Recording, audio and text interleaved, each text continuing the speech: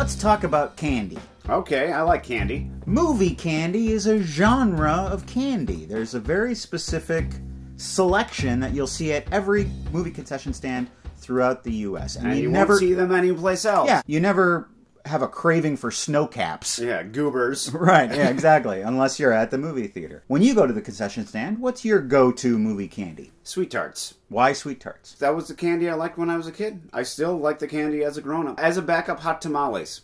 If they have those. Mike and Ike's spicy cousin. I know. That is their Mexican cousin, yes. Well, when I was a kid, my go-to was probably Milk Duds. Just because the dud, it would take like 5 minutes to eat a dud. Mm-hmm. So that box of candy is going to last you the whole movie. You're not going to finish it during the preview. Same with the tamales, because you're not just going to be like, oh, yeah.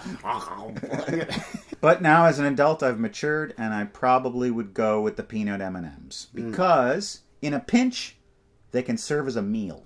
Yeah, M&Ms are perfect as they are. I don't know why M&M has to continue sullying their perfect product with peanuts or anything else. Peanut M&Ms are as old as M&Ms.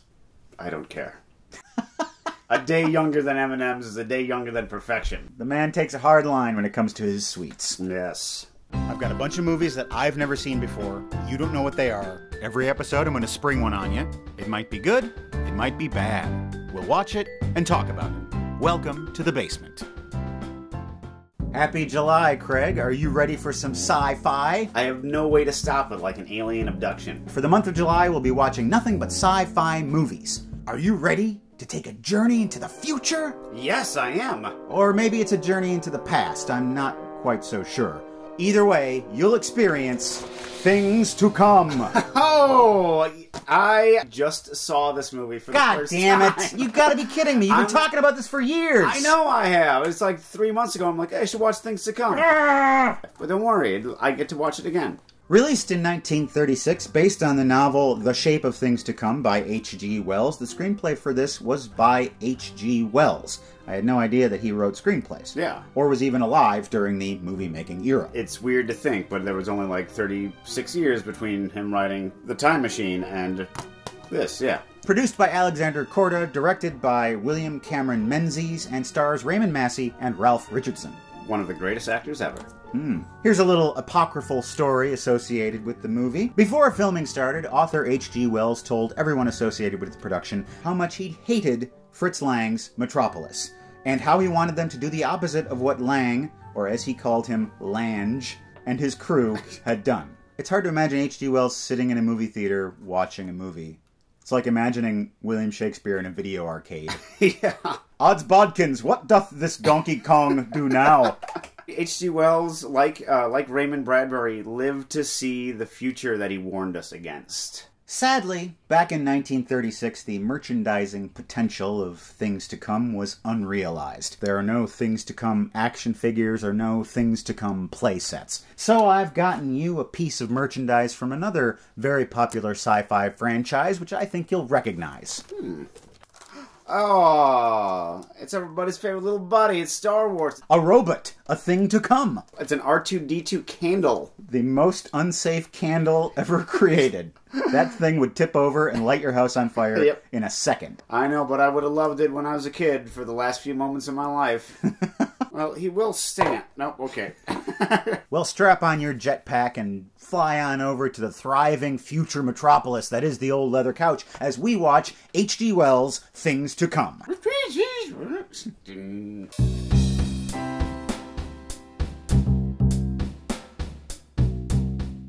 What I'd really like to see is the sequel to this, Things to Go, the story of futuristic trash collectors.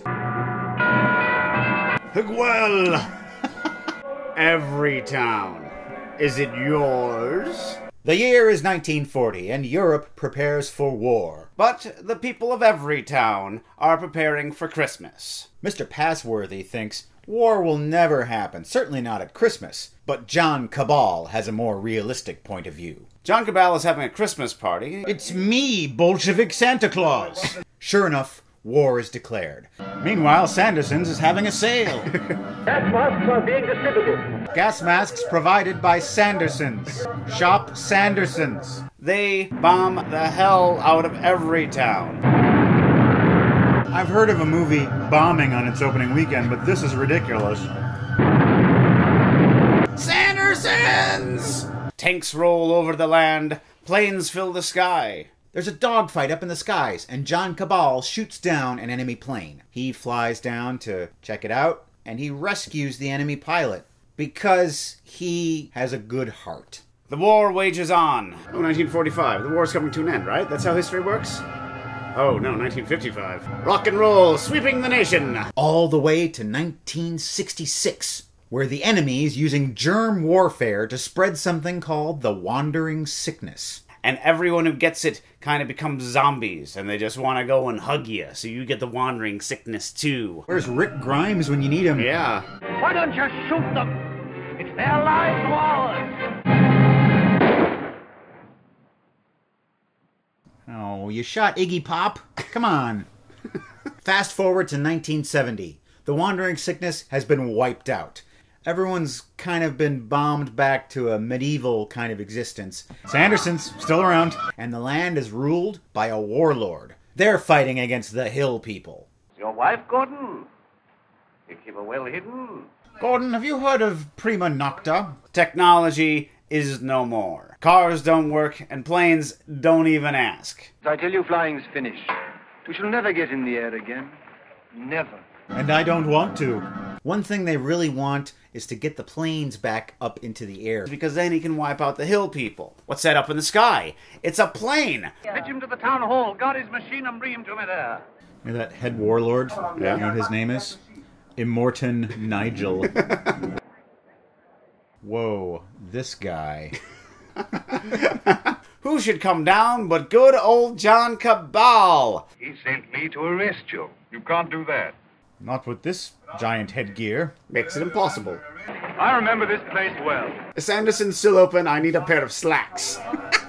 And he brings a message of peace from an organization called Wings Over the World. They're a group of engineers and scientific folk who have banded together, and they're going to rebuild society. Now, the warlord, he likes being the leader, and he does not want to give it up. This is an independent sovereign state. We don't approve of independent sovereign states. We mean to stop them, That's war. if you will.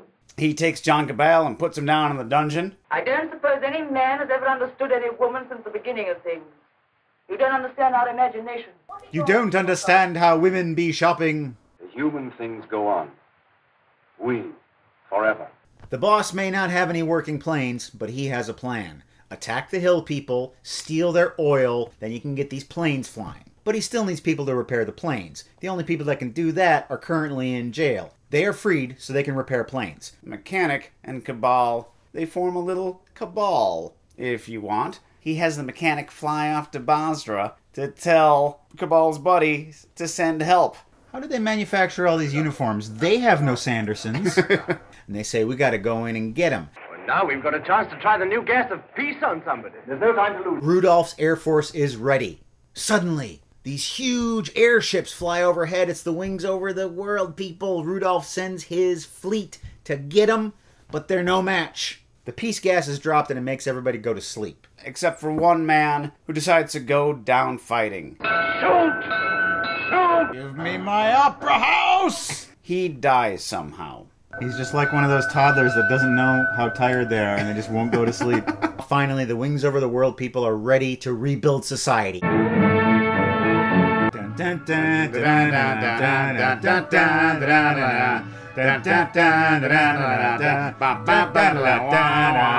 Fast forward to 2036. Look at this brand new place they have. Everything's white. The architecture, the clothing, the people. The leader of this future world is Oswald Cabal. But there is a dissenter, a revolutionary who's sick of all this progress. He wants things to be back the way they were before. Stop this progress before it is too late! This revolutionary guy somehow broadcasts his message to the masses, and he encourages them to tear down all this society that's been built. Is man never to rest? If you like this video, thumbs up and subscribe! The masses are swayed by his words, and suddenly he has an army of people who are out to do no good. This whole ride and uprising just kind of bemuses Oswald Cabal. Meanwhile, Oswald Cabal really wants to go to the moon. He needs 2 good-looking young people who are willing to do that, his daughter, and in the great-grandson of Mr. Passworthy. You remember him. He's the guy at the beginning of the movie. Is there no way of saving our children from this madness? This madness? This house of fun? Their house in the middle of the street? It must be love, love, love. And that's the end of my madness knowledge. We must go one step beyond. But this revolutionary guy and his hordes, they're going to tear down the space gun. Well, the gun's in... Hello. Why isn't he the star of the picture? Yeah. Well, they rush the two young lovers to the ship. Luckily, Cabal has the helicopter, so he gets there first.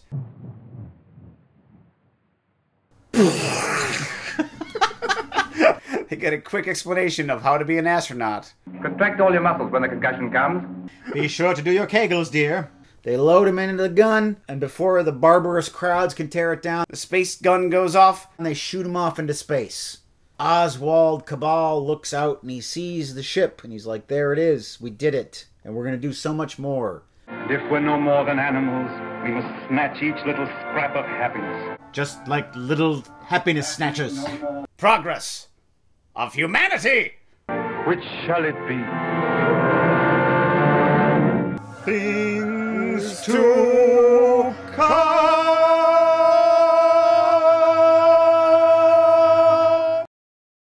The human things go on. We forever.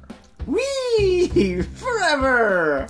That's what you say when you're shot out of a space gun. So I think this is the movie that you've seen before the most recently of all the ones we've watched. Yes. How did it hold up for second view? There's not that much more to see. It's very laid out. Plot-wise, but there's so much to see in this. The special effects in here are quite astounding. Yes, they are 1936, and all of those like vast spaces that they built, and also just the destruction of every town at the beginning of the movie. There are stretches of the film that play out almost like an art installation. Like you could project that on a wall in an art gallery, and it would be fascinating to watch. But it's also really fun to watch on your screen. There are a lot of establishing shots. This movie could have been called Establishing Shots and Debates. You have the destruction of every town, you have the war montage, you have crappy every town, and then you have the building of super every town. So you have all of these montages going on throughout the movie. Yeah, the movie definitely doesn't clip along. I mean, Yeah. it takes its time. It shows off. Parts of this movie really reminded me a lot of properties to come, as it were, in particular the Road Warrior. Oh, yeah? Our new victory at the coal pits has brought a great supply of oil within our reach. I told them, walk away. Just walk away. And they listened. What this movie reminded me a lot of? Fascism. As bad as 1970 version of Everytown was, that form of tyranny seems to have been taken over by an entirely different form of tyranny. The tyranny of Wings Over the World? Yeah, it's like they just take over and they're like, this is how it's going to be. John Cabal says, we don't approve of sovereign states. We just want one world state. And it's like, that's kind of terrifying. In today's democratic society, we would frown on that, but H.G. Wells wrote this novel before World War II, before the rise of fascism in Europe, and so he just saw this as the rise of an ideal society. Yes. The movie kind of paints that in very black and white Yeah. tones. They say everyone's equal, but Oswald Cabal definitely has a say over everything in that city. And it's just a bunch of servants who are just building his stuff for him. And the artist guy, I'm not saying I agreed with everything, but I agreed with a lot of his stuff. It's like, why can't we go outside? What's up with that? Why are we all living in a hole in the ground? Well, I think you're making a lot of assumptions about Oswald Cabal and his rule, and even the extent of his rule. Yeah, but the futurist notion, which is also like Mussolini, where you have to completely erase the past and then build on top of it something entirely new. Do you think that's the message of the movie? It seems to be, because there's no sign that Oswald is a bad guy at the end of the movie. Well, it seems to me that the message is like, humanity has to keep progressing and keep moving into the future. Oh yeah, war is Right. bad, progress is good. They say it throughout the entire movie. And yeah, I totally agree with that. I agree that it's nice to have varieties like the artist rebel. I also agree that everyone should be equal, like the Cabal say. I like airplane travel, but all of these things are taken to such an extreme, it seems tyrannical. It's like socialism. That's not so bad. But this much is. It's basically a propaganda movie, but a propaganda movie for humanity and the human spirit. What did this movie accurately predict? The bombing of London. Sure. and World War II. The availability of mass communication, that's a recent development. You know, space travel, they got the years way off and the technology way off. Flat screens. Flat screens. You had some things to say about Ralph Richardson. You're a big fan. Ralph Richardson is one of the great British Shakespearean actors. He's always coupled with Gielgud and Olivier. And Richardson, I just love looking at him. He does this thing with his eyes where he seems just slightly crazed, but he's really looking at actors when he's working. He's another actor who does a lot with his face, but there's a real economy of his expressions. Like every expression seems to have a purpose, and it seems to be thought out, even though there's a lot of them. It's great that they hired a Shakespearean actor for that role, because he has a number of speeches to make, which are kind of variations on like a Henry V speech or something like that. So he can really sell those moments. In The Destruction of Every Town, the first building to get bombed is the cinema. I love it when movies do that. They really throw the audience into the action when a movie theater is destroyed. In a weird way, it's kind of like 3D. Sort of like, this is where you are right now, and this could happen to you. Final thoughts on things to come. They just keep on coming. Hits just keep on coming. Hey, we watched Things to Come, and we hope that you enjoyed it. If you haven't seen it, you should check it out. Do it for science And progress! What's that, Cece? They should go to our website. Welcome to thebasementshow.com. Why, that's a good idea. That's a great idea. All of our episodes are there. Craig has written some essays, and there's a PayPal donation button. You can donate a few dollars to support our show. And this little one, it would make her so happy if you did. Let me get the list. You want to read the list? No, you can't read. Some of our recent donors include Lawrence, who says hello from Canada. Paul, who says love the show. Jeremy, Jean, and Paul, who says we love the show. All your guys' hard work and research. From Paul, Amy, Jeremy, and Lynn. Thanks, guys. Thanks. Oh, she's so soft. Folks, aren't you jealous of what I'm doing right now? I know he is. We have some fan art this week. It is from Stephen Yaffe. It is called The Critics. Here it is. Stephen, you're very talented, but that is horrifying, and I find myself having difficulty looking at it. Good job. Perhaps That's excellent, yes. Your next work could be a little more flattering. Well, we've gotten a few postcards this week. This one from Mark promoting his latest film, The Lost Girl. Oh, exciting. And from Sarah over in the UK, the Royal Mail informs me that you put insufficient postage on this. Naughty, naughty. Anyway, Sarah says, can you please tell my partner Stephen that I can't wait to marry my soulmate this July? Stephen, I hope she's talking about you, in which case, congratulations. Congratulations. Make sure she pays all the wedding bills. Yep. Or else who knows what could happen. She's sticking it to the queen. Now you say, and now it's time for Seen It. Go ahead. Go ahead. And now it's time for Seen It. Jeez, this is impossible. We must choose, and I choose Seen It. Our theme for tonight's Seen It is the future, what we are all constantly marching toward. Darth DJ JD asks, Silent Running? Seen It. Seen It. It's got like a pre-Star Wars kind of human droid friendship. It takes place in the future, of course.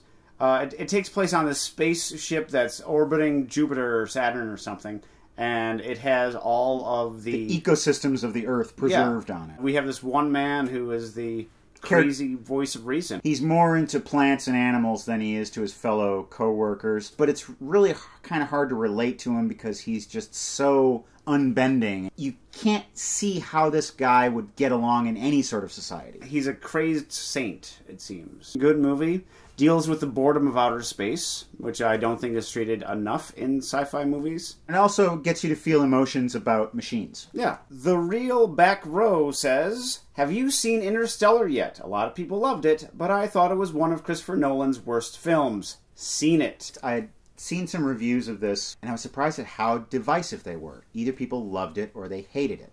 After watching it, I can see why that is. But I liked it quite a bit. I did not want to see it. He made me see it because he knew we'd be talking about it on this show. I dragged myself to the video store and I dragged myself home and I put it in, and then I didn't blink for the next 2 hours and 48 minutes. I was not expecting to like it at all, and I loved it. The thing I like about it the most is that it really reminds me of the pulp sci-fi of the 30s and 40s. This is a story that doesn't have to do with physics or doesn't have to do with science. It's just about humankind going out into the unknown and learning lessons along the way. Yes, the first 45 minutes of the movie, it's just on Earth, and there's farmers, and they play baseball, and society's kind of falling apart, but we're working on it, and nothing seems sci-fi about it at all. All that stuff before he goes into space is great. Yeah. It's just like this benign dystopia. And a lot of people say that Christopher Nolan is kind of a cold director, too intellectual of a director. The movie is so human. They have, talks about science, but they also have debates about love. You really feel McConaugheys' love for his family. I can see why people don't like this. There's the scientific implausibility, there's plot holes.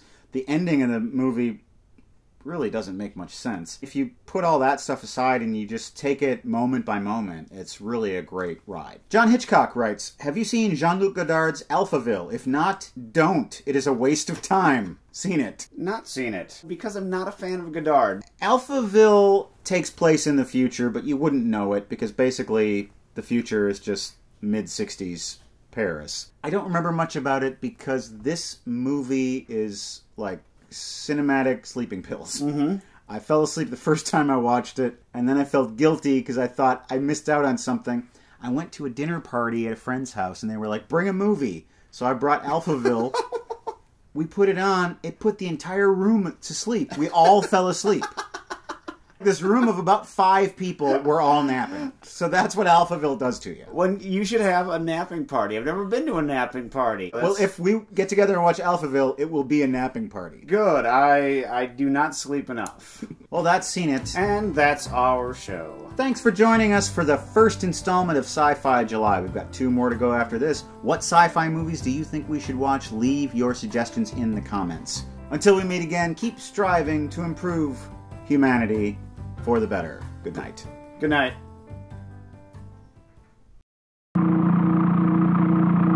Brazil, well, hearts are entertained in June. We're gonna blast you to the moon, and we hope you come back sometime soon. Stop this progress before it is too late!